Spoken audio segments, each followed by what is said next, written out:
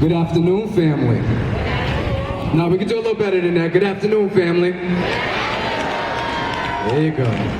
I want to start off by declaring how much of an honor it is for me to be here this afternoon with you, especially since over the last 2 years, the Jabari Society has selected legendary Englewoodian educators like Maria Satterfield and Dr. Helen Tinsley as previous speakers at our Juneteenth celebration. I'm humbled to follow in their footsteps, and it is an honor for me to be with you because I truly present myself this afternoon as your son, and not as the principal of the Janis DIsmus Middle School, but also as a son of our collective community, a product of all of you standing here in this space, in this moment of time. Some of you, as I look in this crowd, have directly had a hand in my growth and development and have had a profound influence in my life, like Ms. Draper sitting on that corner. Others have indirectly made it possible for me to be here due to the struggles that you've endured, paving the way, much like our ancestors before us, who have sacrificed, sometimes at the very high cost of their own dreams and aspirations, to ensure that we could stand. So I do not take this moment lightly. I'm thankful for it, and if you remember anything at all from this Juneteenth celebration that I say, please know that your sacrifices have not been in vain, and that I love you intensely for allowing me to stand on your shoulders. In essence, that's why I embrace this moment to speak at Juneteenth, to be able to publicly say to my Englewoodian family that I love you. It has been said that between the years 1619, when our textbooks speak of first Africans arriving in Jamestown, Virginia, as being brought onto the shores of our country as indentured servants, to approximately 1864, that within these approximate 10 generations, that our ancestors had a unifying purpose, a crystal clear moral imperative, and it was literal freedom.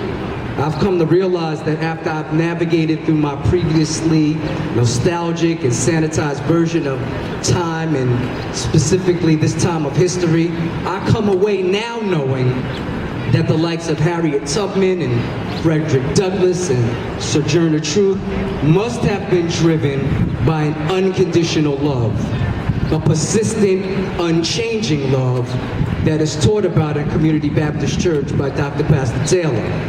An unconditional love for even those who believed that life beyond the plantation was not worth pursuing. And yet, after 250 years of blood, sweat, and tears, our ancestors who fought and died to ascertain a literal freedom are rarely remembered for their love. Thankfully, as the story, as you know, as it continues, on that fateful day in Galveston, Texas, on June 19th, that the Union soldiers led by Major General Gordon Granger landed with news that the war had ended and that the enslaved were now free. Let me sidebar right here and note that this was 2.5 years after President Lincoln's Emancipation Proclamation, which had become official January 1st, 1863. I know this may be difficult for some of our younger people to fathom because in their world, Snapchat data reveals that over 400 million snaps are shared per day, and almost 900 photos are shared every second. Young people, hear me say this. Between the years of 1864 to 1964, over the span of about 100 years, the grandchildren and great-grandchildren of these rarely remembered loved ones pursued what is often acknowledged as their unifying purpose, their moral imperative, which was crystal clear: civil rights and public access. And they did this without the internet or social media. Yeah, you clap for that. And so, approximately 4 generations of your ancestors fought and were beaten, and some even died, to secure equal access, to breach the borders that were so clearly drawn by both de jure and de facto segregation, and the laws and practices that relegated us to perpetual poverty and marginalization. And so again, I had to come to realize that after I've navigated through my previously nostalgic and sanitized versions of this time in our history, I came away now knowing that the likes of Marcus Garvey and W.E.B. Du Bois, Martin Luther King Jr., Al-Hajj Malik El-Shabazz, and many nameless unsung heroes must have been driven by an unconditional love.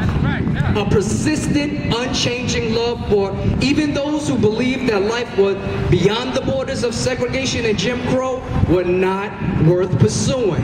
And yet, after 100 years more of blood, sweat, and tears, our ancestors who fought and died to ascertain civil rights are rarely remembered for their love. So, if these suppositions remain true, we were unified under those ideas.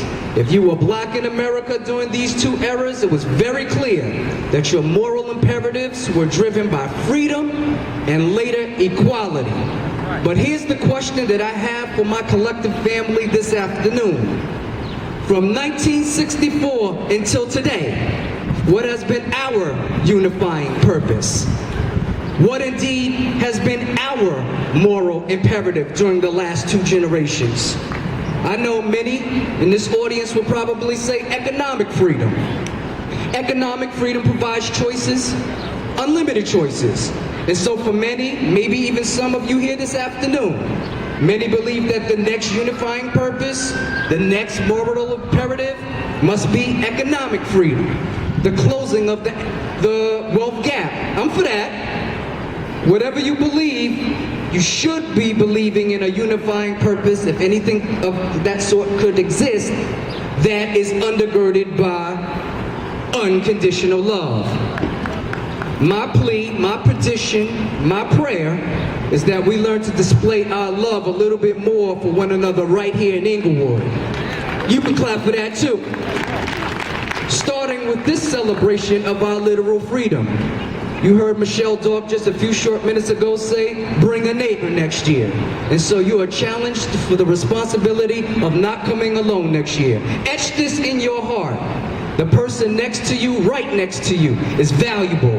It doesn't matter if we agree on everything or not. She's valuable, he's valuable. It's time for us to recalibrate our thinking about each other. I need you. I need you. And you need me more than ever. So, whatever you believe qualifies as the third moral imperative, the unifying purpose that this generation must pursue, it must be undergirded by love. So look at the person next to you and say, by love. By love. No, look at the other person next to you and say, by love. By love. Love is a subject of vital importance, especially since many ideas concerning love are fuzzy or clouded by those who have hurt us along the way. But love is a matter of the highest priority. But now abide faith, hope, and love, these three.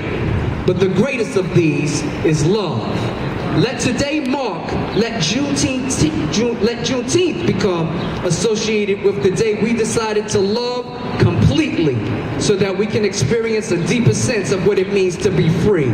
Free to forgive, free to be forgiven, free to be creative and imaginative, free to own, free to control our resources, free to own our businesses and destiny and dream, free to live life to its apex. To those of you who have dedicated your lives in the service of others, we love on you today. Your ancestors would be proud, and we wish all of the fathers an extraordinary Father's Day. So in closing, I say to all of my Englewood family this afternoon, as I say to hundreds of students at the Janis Middle School every morning, have a great day, grace and peace, let's change the world.